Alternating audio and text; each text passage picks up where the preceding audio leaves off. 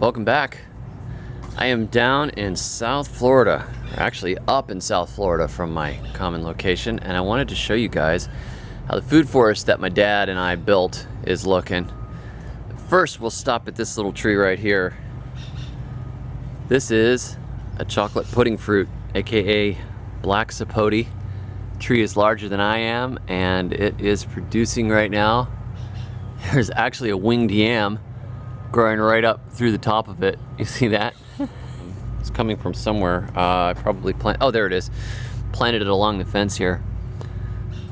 Look at that. That's a lot of fine looking yam. It's coming out of the ground right there. There's some more. Love yams, man. If you guys live in Florida, plant yourself some yams. For goodness sakes. It's one of the best. So let's come around here.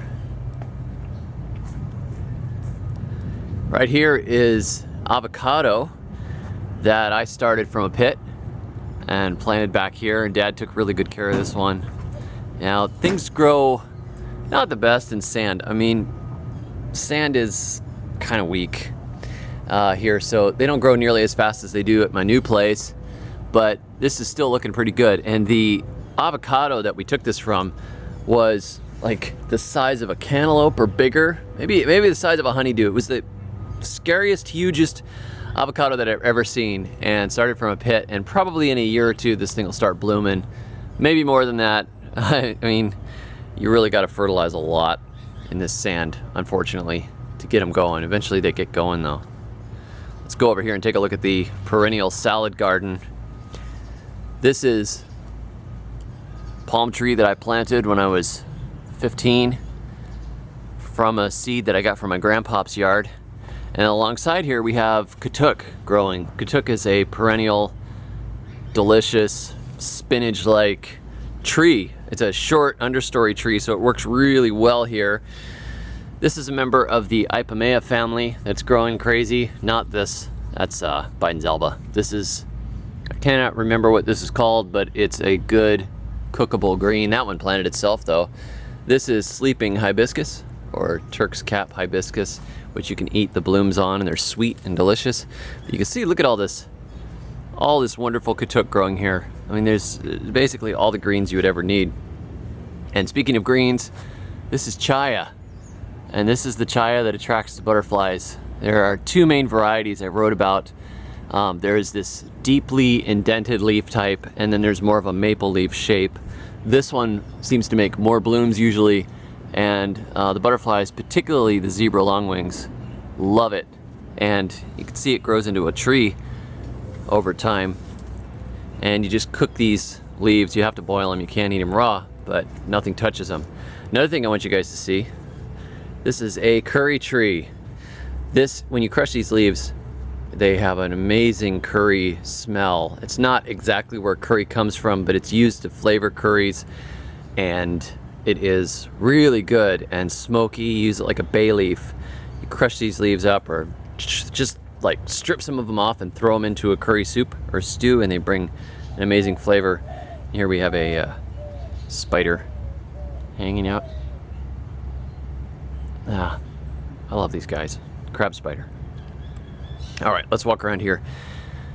You know, my dad passed away just, you know, in a car accident just recently, but before he did, I mean, just a couple of weeks ago, he went through here and cleaned up all the borders and edges.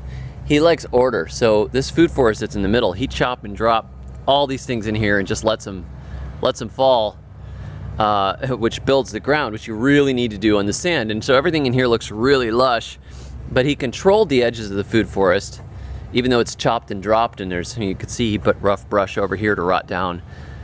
Even though it's got, you know, almost anarchy in the middle, got these really good pads here, and I built some of the pads, and then Dad built them out and used landscape logs and all kinds of things. So you can see it's actually quite beautiful the way he edged it out. That is a controlled, small controlled food forest. There's a mulberry. That is the 6th Street mulberry from the Edible Plant Project. It's looking really good down here. It's not exactly the same as Gainesville climate for sure. And I've got to come in here now and chop and drop these Tithonia diversifolia. These are a great chop and drop plant. You can start them from cuttings anywhere and then use them to feed the ground. And then this here, this is a starfruit. This has been the star of this project. You can see it's blooming again. Mom has gotten so many starfruit off of this tree, it's been ridiculous. And when we first put it in, it almost died in the heat and the sand and everything. Once things hit the water table here, which is probably only 8 to 10 feet down, they start taking care of themselves. And I'm sure this one hit the water table at some point and it just doesn't care anymore. It's like always producing, and they're not a really high demand tree. And the fruit is so good. I mean, if you get an improved variety, it's delicious. Right here we've got a moringa tree alongside. And then another moringa tree right here, which has winged yams growing up this top of it. Look at all those blooms. There are bees. The neighbor keeps bees here, even right in the city. And there are bees that are on the moringa all the time. They enjoy it. It's beautiful. This is a key lime quat, which always looks a little bit sick, but perpetually produces all year round. There's always some limes either growing on it or maturing on it or coming out. And you come through here, some ornamental gingers. That's a frangipani right there. And then this mango tree has been excellent. This is one of actually the first trees that went in here. Mom planted this one before Dad and I did the rest of the food forest project. And then a friend was staying, she was staying with them for a while, and she had an orchid collection. She is from Minnesota originally. So she collected orchids while she was down here and in school, and she rented a room for my parents and left the orchids when she went back up north. And the orchids have been living on this tree, and every once in a while you'll come back here and you'll see blooming orchids. And this is the sort of thing you can only do in South Florida, really, or a climate where they can handle the cold. But this mango is not doing anything right at the moment. There's nothing to show you because we've already gone through mango season here. But it is a wonderfully productive tree, and it's gotten bigger. It's very happy. It's very nice to see. This is a dwarf mulberry, and you can see the dwarf mulberries actually are not super dwarf. This one needs to be pruned back a bit. Hey, look at that. It's a dwarf everbearing, by the way, so even not in full mulberry season, there's always a few mulberries on it. Almost always some somewhere. We've got cassava right here. Look at that. That's a big one. My parents never harvested it, so it just sort of sits out here and gets bigger and bigger and bigger. And occasionally they fall over and start new ones. But this is just one of those wonderful little backyard escapes. It's beautiful back here. Let's look at where my dad chopped and dropped everything. See all these layers? Oh, look, we've got millipedes down here. I want to show you the soil. This is so not typical for here.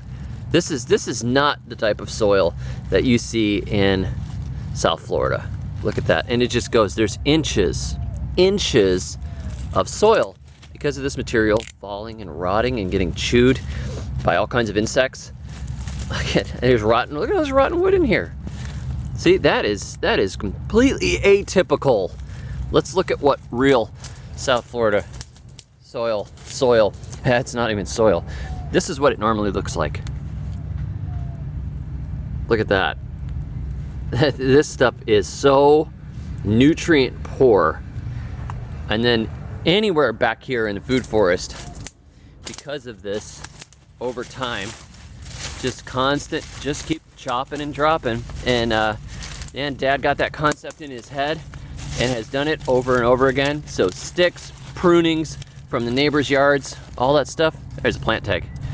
You can chop and drop those too, but they don't deteriorate.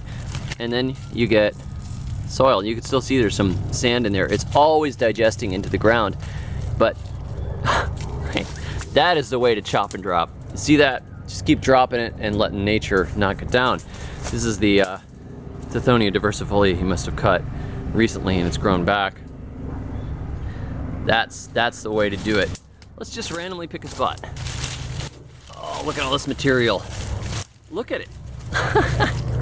It's alive and it's moist down here. There's all kinds of living creatures in it. It's got layers.